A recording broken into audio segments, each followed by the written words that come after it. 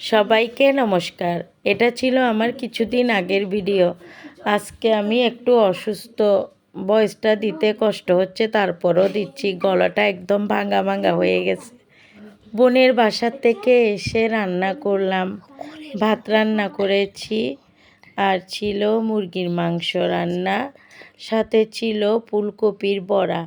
ফুলকপির বড়াটা কি করে বানিয়েছি সেটা রেসিপিটা দিয়ে দিব আজকে। বেসন ছিল না, ছিল কর্নফ্লাওয়ার, চালের গুঁড়া, আর ছিল ময়দার গুঁড়া।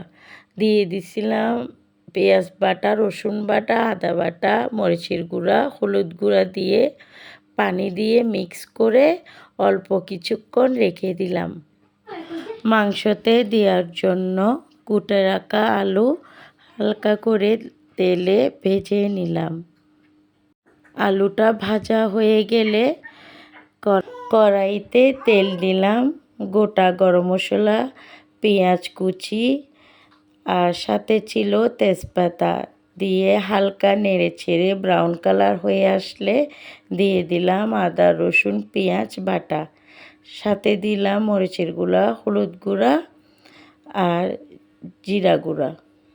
মশলাগুলো কষায় লবণ দিয়ে 5-10 মিনিট রেখে মুরগির মাংসটা দিয়ে একটু নেড়ে ছেড়ে 5-10 মিনিট ঢাকা দিয়ে দিলাম।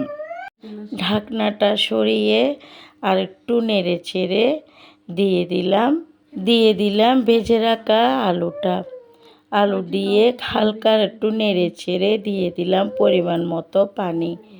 পানিটা দিয়ে আর একটু নেড়ে ছেড়ে ঢাকনা দিয়ে দিলাম।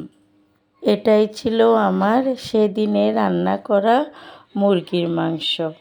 ঢাকনাটা সরিয়ে দিয়ে দিলাম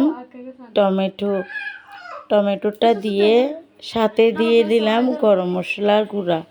এতটুকুই ছিল আমার মুরগির মাংস রান্না রেসিপি।